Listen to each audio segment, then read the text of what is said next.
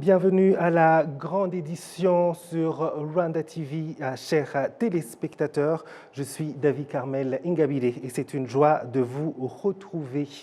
La commission du budget et du patrimoine de l'État et la Chambre des députés a entamé l'examen du projet de loi portant budget pour l'exercice 2026-2027.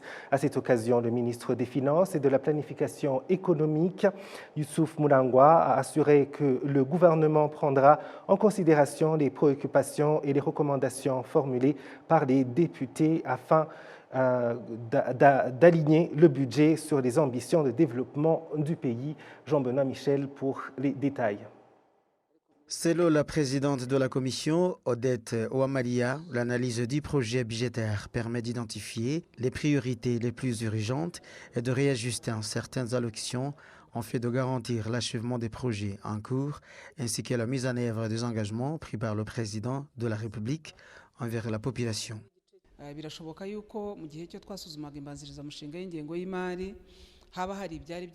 Lors de l'examen du projet de budget, certaines priorités initiales peuvent être réévaluées à la lumière des consultations menées avec différentes institutions. L'objectif est de privilégier les projets les plus urgents, d'achever ceux déjà engagés et de tenir les promesses faites aux citoyens. Cela peut conduire à retirer certains projets ou à intégrer de nouveaux. Les députés ont révélé que 29 nouveaux projets ont été ajoutés aux prévisions budgétaires, tandis que les crédits alloués à 35 projets existants ont été réduits. Cette situation a suscité des interrogations quant à l'impact de ces ajustements sur les résultats attendus. Je m'interroge notamment sur certains projets dont les budgets ont été revus à la baisse, comme celui de Gisagara et du Model Village. Nous souhaitons comprendre les raisons de ces ajustements et les mesures prévues pour éviter qu'ils ne perturbent pas les activités déjà entamées. En réponse, le ministre Youssouf Moulangwa a expliqué que, malgré la hausse annuelle du budget national, les besoins des institutions continuent de croître à un rythme plus élevé. Il a indiqué que certaines initiatives ne peuvent être financées immédiatement et sont alors intégrées dans une planification à moyen terme sur 3 ans.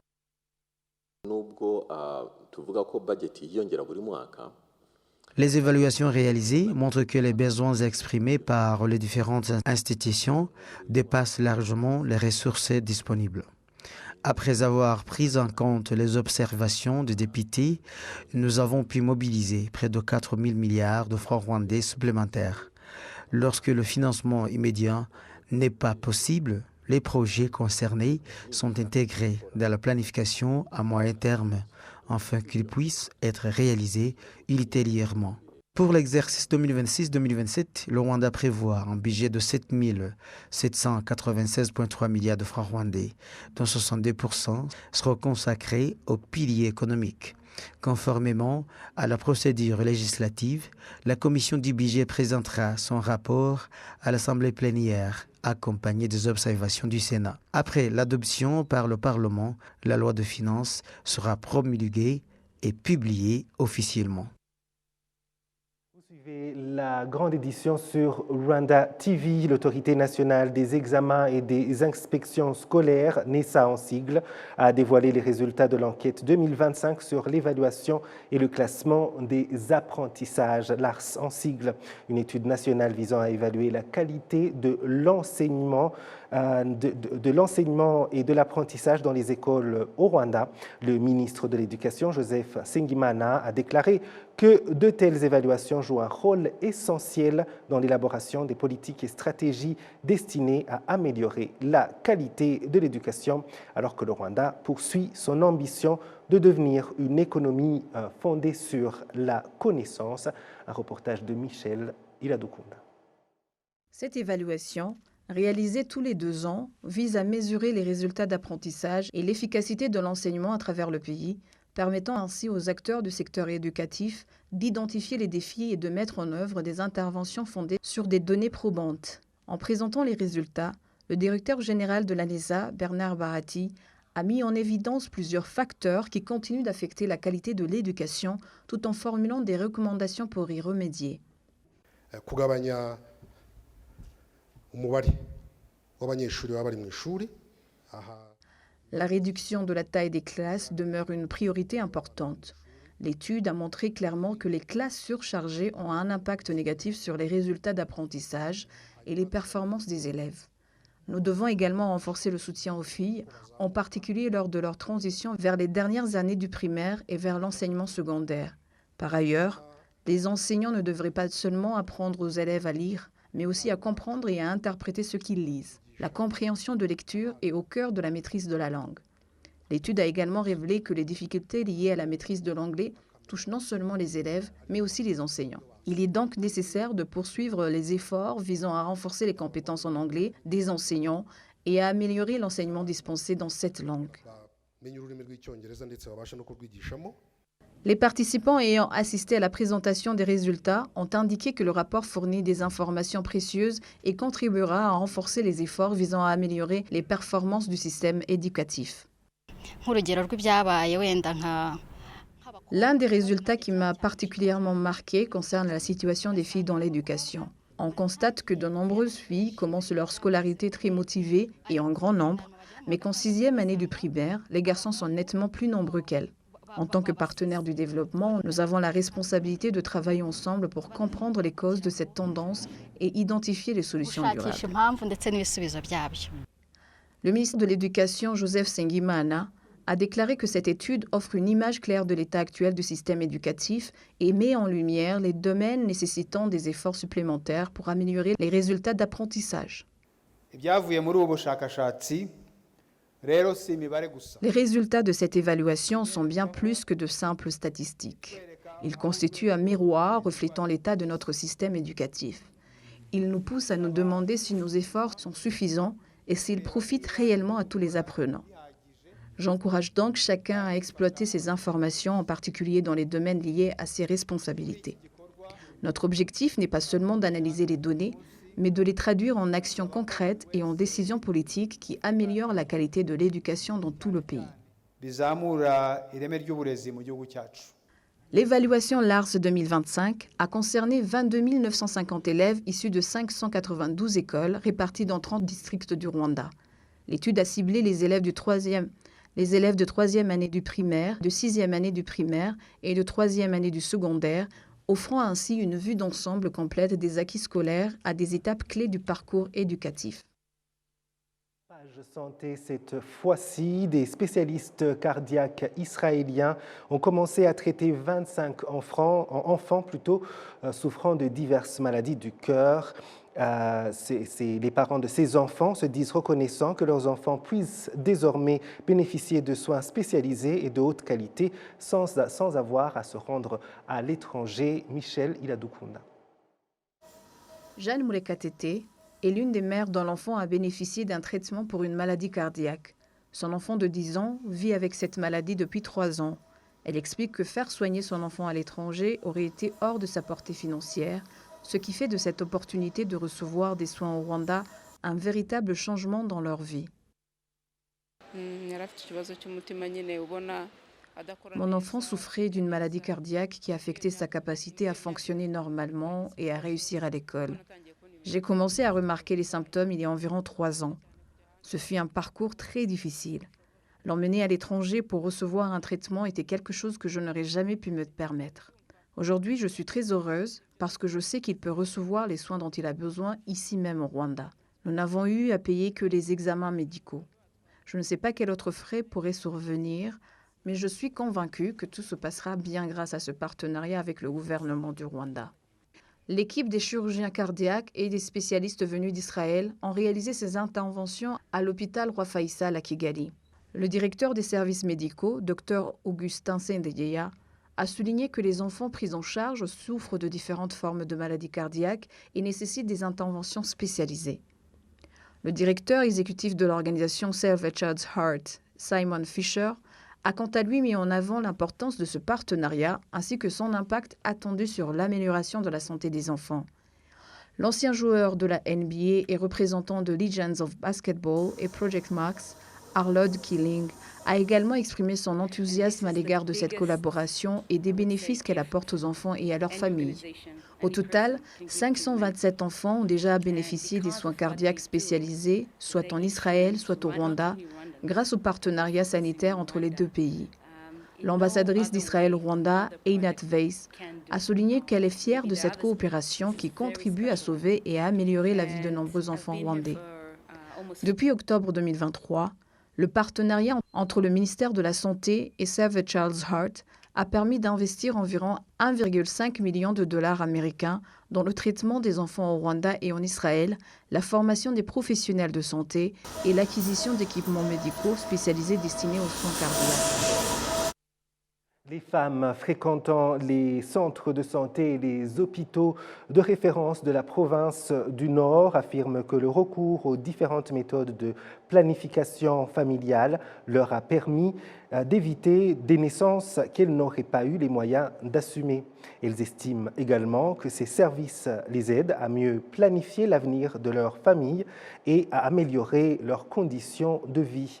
Cependant, malgré ces avantages, certaines mères suivies à l'hôpital du district de Gatonde, dans le district de Gakenke, déplorent le fait que plusieurs de leurs consoeurs ne recourent toujours pas aux méthodes de planification familiale. Selon elles, cette situation entraîne souvent des difficultés économiques et sociales pour les ménages concernés.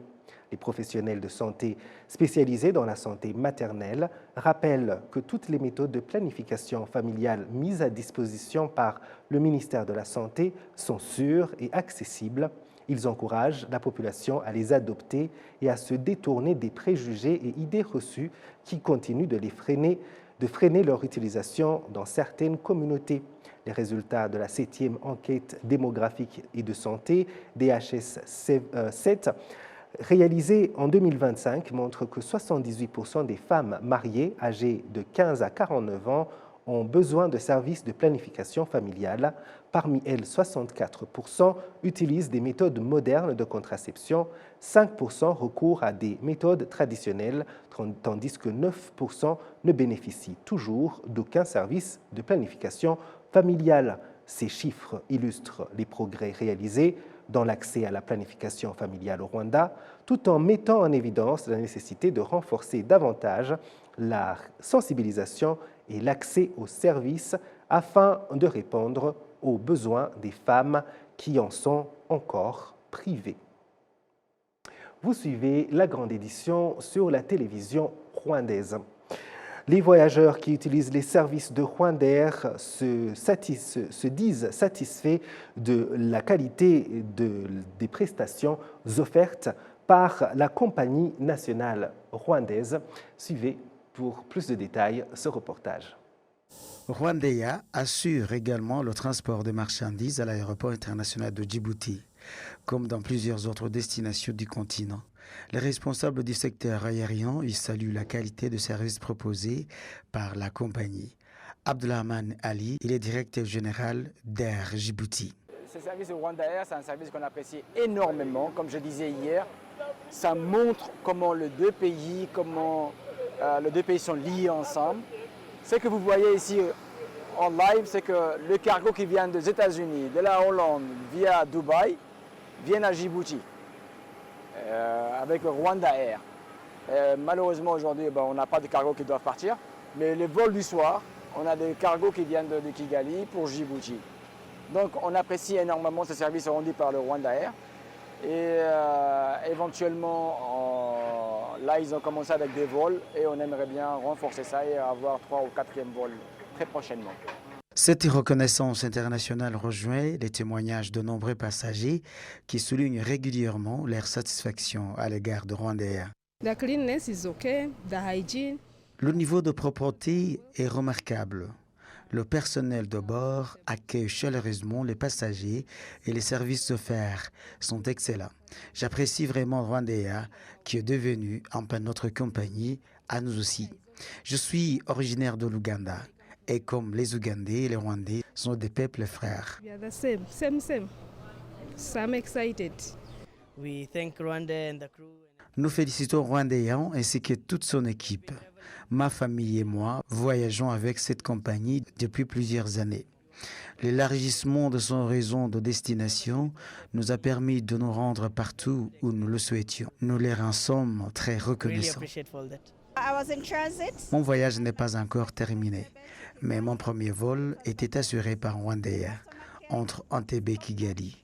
L'expérience a été très agréable et la manière dont les clients sont accueillis est un niveau exceptionnel. J'espère avoir encore l'occasion de voyager avec Rwandair à l'avenir. Merci à toute l'équipe de Rwandair. C'est à Dublin, en Irlande, que la compagnie aérienne nationale du Rwanda a été distinguée comme la meilleure compagnie africaine en matière de qualité de service lors de la cérémonie de Apex FTA AMEA Awards. Cette distinction repose sur les avis recueillis auprès de plusieurs millions de voyageurs à travers le monde. S'exprimant lors du 13e forum de compagnies aériennes organisé à Kigali, la directrice générale de Rwandair, Yvonne Makolo, a expliqué que la compagnie ambitionne d'aller au-delà du simple transport aérien en offrant à ses clients une expérience de voyage complète et fluide.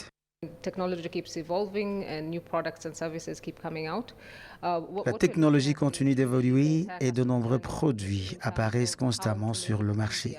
Notre priorité est de simplifier l'expérience du client, depuis l'achat du billet jusqu'à son arrivée à destination. Nous avons déjà intégré la technologie dans plusieurs étapes essentielles du voyage, permettant notamment d'acheter un billet en ligne ou par d'autres moyens pratiques. Toutefois, nous travaillons encore sur de nombreuses améliorations afin d'offrir un service toujours plus performant. Lorsque nos clients nous contactent, nous souhaitons être à mesure de disposer immédiatement de leurs informations afin de répondre rapidement et efficacement à leurs besoins. C'est pourquoi ils constateront prochainement plusieurs innovations. Nous avons notamment lancé à titre expérimental un nouveau service de vacances permettant de réserver à une seule opération le billet d'avion, l'hôtel, la voiture et d'autres prestations.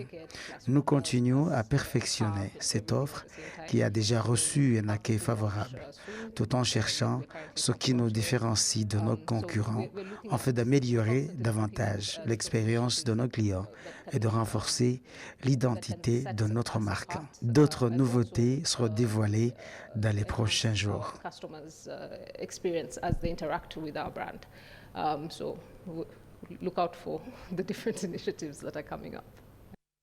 Il s'agit de la première fois que Rwandair reçoit cette distinction, une récompense qui témoigne des progrès accomplis ces dernières années dans l'amélioration de ses services.